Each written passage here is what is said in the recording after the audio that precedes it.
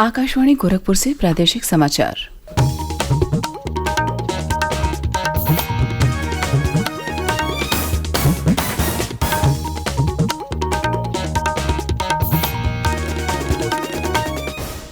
नमस्कार, समाचार बुलेटिन के साथ मैं शिवानी अरोरा। पहले मुख्य समाचार।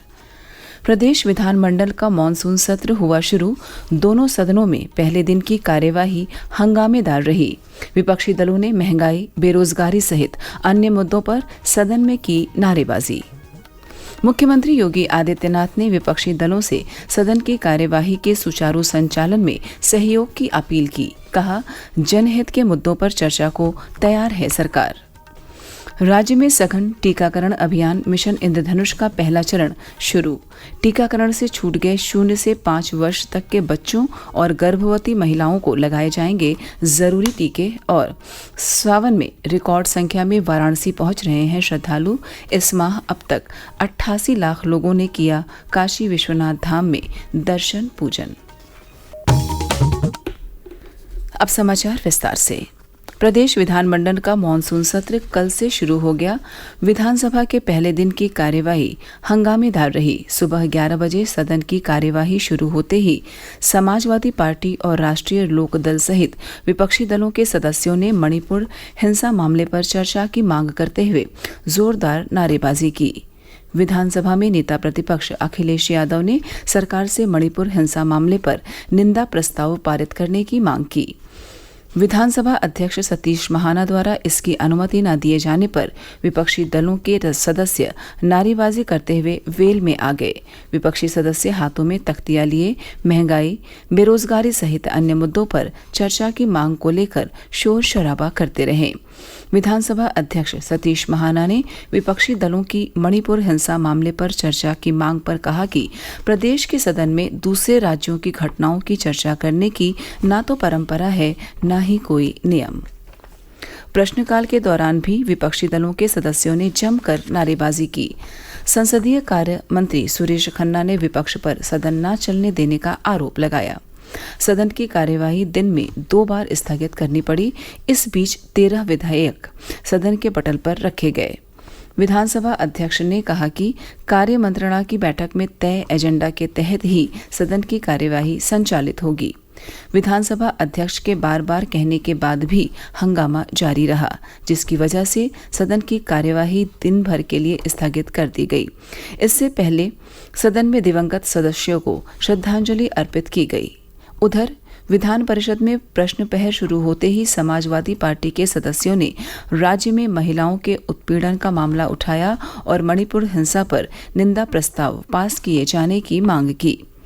सभापति कुंवर मानवेंद्र सिंह ने सदस्यों से शून्य प्रहर में अपनी मांग नियमों के तहत रखने का आह्वान किया, जिससे सपा सदस्य उत्तेजित हो गए और नारेबाजी करने लगे। शोर शराबे और हंगामे के बीच सदन ने अपना कामकाज निपटाया और कार्यवाही दिन भर के लिए स्थगित कर दी गई।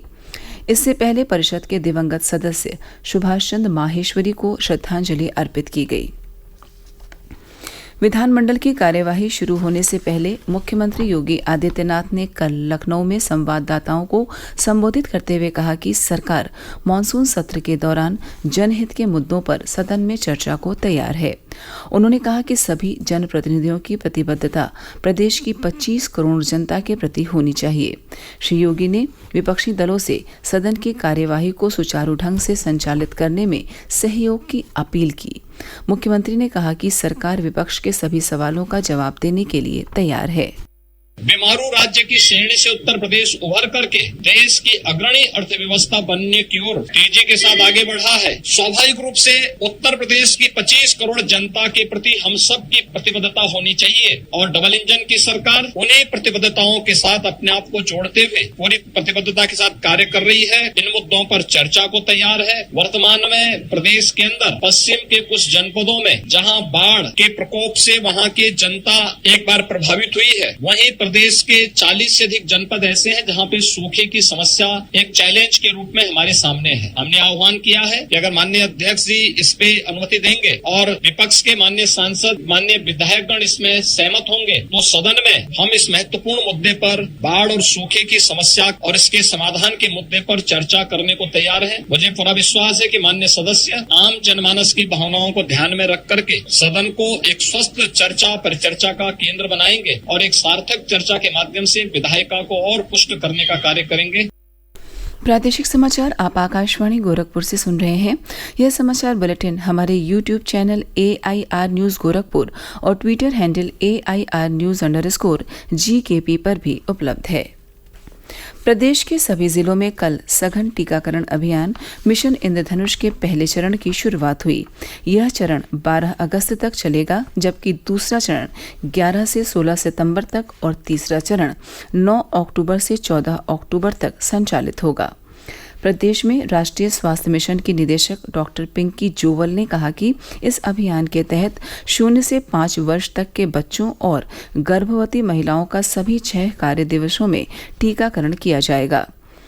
गोरखपुर में कल अपर निदेशक स्वास्थ्य IV विश्वकर्मा ने जिला महिला अस्पताल में मिशन इंद्रधनुष के पहले चरण का शुभारंभ किया। उन्होंने कहा कि 12 अगस्त तक चलने वाले इस विशेष अभियान के पहले चरण में 5 वर्ष तक के बच्चों और गर्भवती महिलाओं का टीकाकरण किया जाएगा। उन्होंने कहा कि जन्म से 5 वर्ष तक की आयु के बच्चों का 7 बार नियमित टीकाकरण आवश्यक है। ये टीके बच्चों को 12 प्रकार की जानलेवा बीमारियों से बचाते हैं। उन्होंने कहा कि अगर कोई बच्चा टीकाकरण से छूट गया है तो अभिभावक तत्काल अपनी निकटतम आशा बहन या ANM से संपर्क करें। गोरखपुर जिले में मिशन इंद्रधनुष के पहले चरण में टीकाकरण से छूट गए लगभग 18,000 बच्चों को टीके लगाए जाएंगे। इस दौरान 4,600 से अधिक गर्भवती महिलाओं का भी टीकाकरण किया जाएगा। देवरिया में जिलाधिकारी अखंड प्रताप सिंह और मुख्य विकास अधिकारी रविंद्र कुमार ने बच्चों को पोलियो रोधी खुराक पिलाकर टीकाकरण अभियान का शुभारंभ किया। जिले में 5,136 गर्भवती महिलाओं और 17,715 बच्चों के टीकाकरण का लक्ष्य है। बलरामपुर जिले में सदर ब्लॉक के बंजारनपुरवा में कल टीकाकरण सत्र का आयोजन किया गया। मुख्य चिकित्साधिकारी डॉक्टर सुशील कुमार ने बच्चों को पोलियो रोधी खुराक पिलाकर टीकाकरण अभियान की शुरुआत की। संभल में अभियान के क्रम में स्कूली बच्चों ने रैली निकाली। जिलाधिकारी मनीष बंसल ने रैली को हरी झंडी दिखाकर रवाना किया और बच्चों ने नारे लगाकर टीकाकरण अभियान के प्रति लोगों को जागरूक किया। वाराणसी में भारतीय पुरातत्व सर्वेक्षण ASI की टीम ने कल भी परिसर के सर्वे का कार्य जारी रखा। सावन का सोमवार होने के कारण कल सर्वे थोड़ा विलंब से सुबह 11 बजे शुरू किया गया, जिससे काशी विश्वनाथ धाम में दर्शन पूजन के लिए आने वाले श्रद्धालुओं को कोई असुविधा न हो।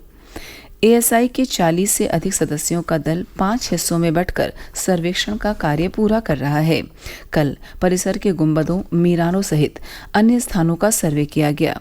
सर्वे की फोटोग्राफी और वीडियोग्राफी कराई जा रही है। इस बीच प्रतिवादी पक्ष द्वारा वादी पक्ष पर सर्वे की जानकारी मीडिया को दिए जाने के आरोप का जवाब देते हुए वादी पक्ष के अधिवक्ता विष्णु शंकर जैन ने कहा कि उनकी ओर से सर्वे की गोपनीयता बनाए रखी गई है और सर्वे के बारे में कोई भी तथ्य बाहर नहीं बताया जा रहा। उन्होंने कहा कि सर्वे की रिपोर्ट आने के बाद वास्तविकता लोगों के सामने होगी। सावन के 5वें सोमवार पर कल वाराणसी के काशी विश्वनाथ धाम में रिकॉर्ड संख्या में श्रद्धालुओं ने दर्शन पूजन किया। कल शाम 7 बजे तक 6 लाख से अधिक भक्त बाबा विश्वनाथ का जलाभिषेक कर चुके थे। वहीं सावन के पवित्र माह में अब तक 88 लाख से अधिक श्रद्धालु वाराणसी में काशी विश्वनाथ धाम में दर्शन पूजन कर चुके हैं। सावन के 6ठे सोमवार तक यह आंकड़ा 1 करोड़ के पार पहुंच सकता है। प्रदेश के मध्यांचल और पूर्वांचल के जिलों में वर्षा का क्रम जारी है। मौसम विभाग ने अगले 2 दिनों के दौरान प्रदेश के पूर्वी और उत्तरी भाग के तराई के क्षेत्रों में कहीं कहीं अत्यधिक तेज वर्षा होने का अनुमान जताया है। वाराणसी में गंगा का जलस्तर लगातार बढ़ रहा है। केंद्रीय जल आयोग के अनुसार नदी के जल स्तर में 4 सेंटीमीटर प्रति घंटे की रफ्तार से बढ़ोतरी हो रही है। हालांकि नदी का जल स्तर अभी चेतावनी बिंदु से नीचे है। सावन के महीने में गंगा का जल स्तर बढ़ने से काशी विश्वनाथ धाम में दर्शन पूजन के लिए आने वाले श्रद्धालुओं को मुश्किलों का सामना करना पड़ रहा है। वहीं गंगा घाटों पर जल पुलिस और एनडीआरएफ के जवान लगातार गश्त कर रहे हैं। लोगों से पानी में न जाने की अपील की जा रही है। और अंत में इस बुलेटिन के मुख्य समाचार एक बार फिर। प्रदेश विधानमंडल का मानसून सत्र हुआ शुरू। दोनों सदनों में पहले दिन की कार्यवाही हंगामेदार रही। विपक्षी दलों ने महंगाई, बेरोजगारी सहित अन्य मुद्दों पर सदन में की नारेबाजी। मुख्यमंत्री योगी आदित्यनाथ ने विपक्षी दलों से सदन की कार्यवाही के सुचारू संचालन में सहयोग की अपील की। कहा, जनहित के मुद्दों पर चर्चा को तैयार है सरकार। राज्य में सघन टीकाकरण अभियान मिशन इंद्रधनुष का पहला चरण शुरू। टीकाकरण से छूट गए 0 से 5 वर्ष तक के बच्चों और गर्भवती महिलाओं को लगाए जाएंगे जरूरी टीके। और सावन में रिकॉर्ड संख्या में वाराणसी पहुंच रहे हैं श्रद्धालु। इस माह अब तक 88 लाख लोगों ने किया काशी विश्वनाथ धाम में दर्शन पूजन। इसी के साथ प्रादेशिक समाचार समाप्त हुए। नमस्कार।